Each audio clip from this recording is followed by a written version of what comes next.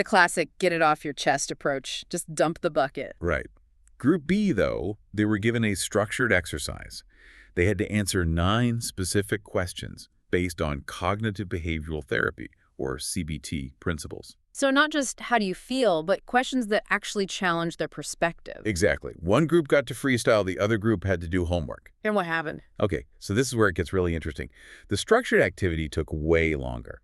I mean, on average, people spent about 9 minutes on it, whereas the venting group was done in like a minute and a half. It's harder work. It is. But the structured group reported significantly higher utility, meaning they actually found it useful, and, this is the key, they showed a statistically significant decrease in stress immediately after. Okay, and the venting group. Their stress levels actually went up slightly. That is wild. I mean, we're told all the time just to vent, to let it all out. But the data says that just dumping your problems without a container might actually be toxic. It just reinforces the neural pathways of the stress. You're rehearsing the pain. So the structure acts like a safety rail. Yes. It forces your brain to move from trigger to thought to feeling, and then finally to alternative thinking. You're engaging the prefrontal cortex, the logical part of your brain, instead of just sitting in the amygdala, the alarm bell. So we need a container. We need these guardrails for our thoughts. But does that container have to be, an hour of therapy? Because I'm looking at the dosage recommendations here, and it seems surprisingly manageable. No, and that is the good news. You don't need a silent retreat. The research suggests that the sweet spot is actually pretty small, about 10 to 15 minutes of structured, expressive writing. That's it. That's enough to lower cortisol levels by up to 23%. You don't need to quit your job. You just need 15 minutes in a notebook. Okay, so we are sold on the mechanism. We need structure. We need better questions than why is everything on fire? Let's get into the specific toolkit, starting with the productivity side of things. Tim Ferriss. I call Ferriss the master of strategic disruption. Mm-hmm. He asks these questions that force you to test reality, because our default reality is often just, well, what everyone else is doing, we just coast. Right. And the first question of his that really jumped out at me was, what if I did the opposite for 48 hours? It's classic lateral thinking. We all tend to herd, if you're in sales and everyone makes their calls between 9 and 5, you just assume that's a law of physics. That's just when sales calls happen. Right. Ferriss says test the opposite. Call before 8 a.m. or after 6 p.m. If everyone is zigging, you zag. But it applies to everything, right? Your diet, your relationships, your workout. Everything. If the standard advice isn't working, just look at what the dominant behavior is and invert it. It forces innovation because you literally can't use the standard playbook anymore. It turns your life into a laboratory. Instead of just accepting the status quo, you're stress testing it. But my favorite Ferriss question, and this is the one that actually made me wince a little because it hit home. Oh, I think I know which one. It's the animal analogy. Am I hunting antelope or field mice? It is such a sticky image. It really clarifies energy management. So imagine you're a lion, king of the jungle. You can spend your entire day hunting field mice. You're great at it. You'll catch them. You get that little dopamine hit of task complete every time you snag one. Okay. But here's the math. The caloric energy you burn hunting the mouse is actually greater than the calories the mouse provides. So you're slowly starving to death while being incredibly busy. Precisely. You are busy, but you are dying. To survive, a lion needs antelope. They're heavy, they're rare, they take strategy and patience. You might fail a few times, but one kill sustains you for days. So in our world, the field mice are Sure. the emails, Yeah. the Slack notifications, the quick syncs, all the administrative debris that fills up the day. Does that feel like work? They feel like work. But they don't move the needle. They keep the lights on, maybe, but they don't build the future. The antelope, that's the deep work. The strategic planning, the difficult conversation you've been avoiding. The question forces you to look at your to-do list and just ask, is this list just a pile of mice? It's so painful because catching mice is easy. It feels safe. You can check off 10 things by 10 a.m. and feel like a hero. And that's why we do it. We're addicted to the feeling of completion, even if the task is totally meaningless. But Ferriss pushes this even further with another constraint question. If I could only work 2 hours per week, what would I do? And just to be clear, he's not saying you should only work 2 hours. No. He's not telling you to quit your job and move to a beach. No, it's a thought experiment. It's a constraint exercise. It's an extreme application of the Pareto principle, the 80-20 rule. Yeah. If you literally had a hard stop after 120 minutes for the entire week, you couldn't waste a single second on a mouse. You'd have to identify the one or two things that generate 90% of your results. And ruthlessly delete or delegate everything else. It removes that crutch of just, oh, I'll work late. Yeah, you can't just work harder to catch up. And that leads right into his final big question, which sort of addresses why we make things so complicated in the first place. What would this look like if it were easy? I use this one all the time now. We have this cognitive bias where we equate valuable with hard. Mm. If a solution feels too simple, we just don't trust it. We over-engineer. Yeah. We build a complex database when a simple spreadsheet would do. Or we schedule a 3-hour workshop when a 10-minute phone call would solve the problem. We think if we're not suffering, we're not working. Right. It's almost like we feel guilty if we aren't suffering a little bit. Asking, what would this look like if it were easy, just gives you permission to find a simpler path. Sometimes the easy way is actually the right way. So Ferris gives us the tactical questions to organize our actions, but you can have a perfectly organized to-do list and still be an emotional wreck, which is where Brené Brown comes in. Yes. She talks about the difference between a rumble and rumination. And this connects directly back to that science we talked about at the beginning. It does. A rumble, in her world, is that structured, honest conversation with yourself. It's leaning into vulnerability. Rumination is just the spinning. And her big tool for stopping the spin is something she calls emotional granularity.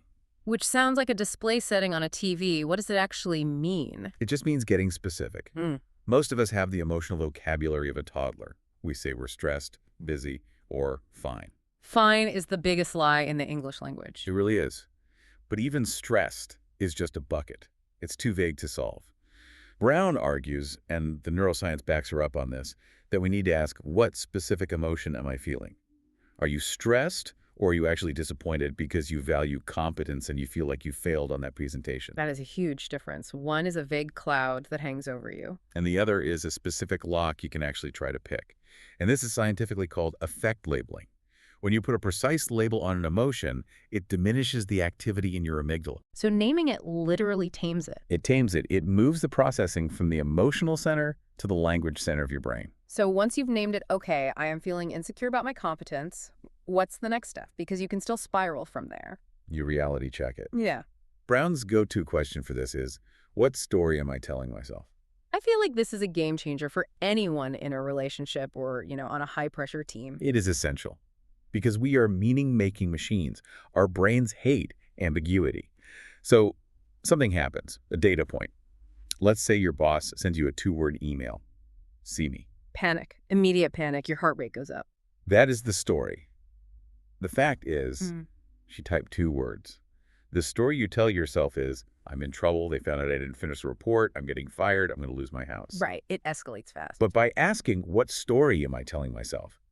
You force a separation between the raw data and your interpretation of it. And usually the reality is so boring. See me usually just means I have a quick question about the lunch order. Right. But if you don't catch the story, you react to the fiction. You walk into that office defensive or apologetic, and you create a conflict that didn't even exist.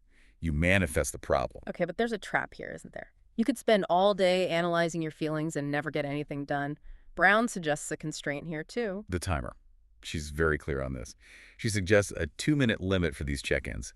This stops the rumble from becoming a wallow. You're not trying to solve your childhood trauma on a Tuesday afternoon. No, you're just checking the dashboard. If you find yourself asking, but why did I feel that? And why did my mother say that? Yeah, you've crossed the line. Stop. Reset. 2 minutes. I love that. It makes it actionable. It moves it from therapy to just hygiene. Exactly. And speaking of hygiene, let's look at how to start the day. We have a routine here from Alisanne Loftus called the 3 Ps. This is a great, simple framework for framing your mindset before the chaos of the day starts. Yeah. The 3 Ps are proactive, proud, and purge. Let's break those down. First one, proactive. The question is, what can I do today that is proactive towards my goals?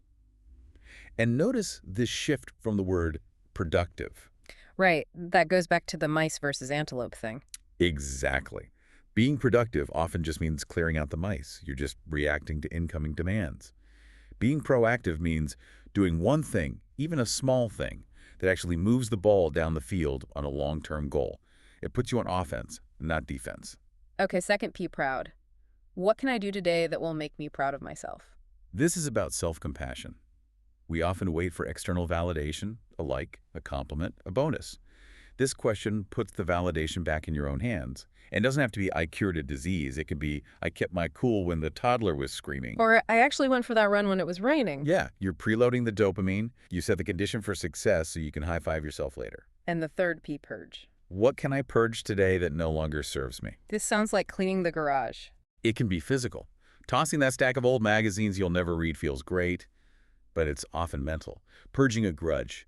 Purging a worry about something you can't control. That idea of purging the uncontrollable, that feels like a perfect bridge to the OGs of mindset, the Stoics. You can't do a deep dive on questions without talking about Epictetus and Marcus Aurelius. They were the original cognitive behavioral therapists. They really were.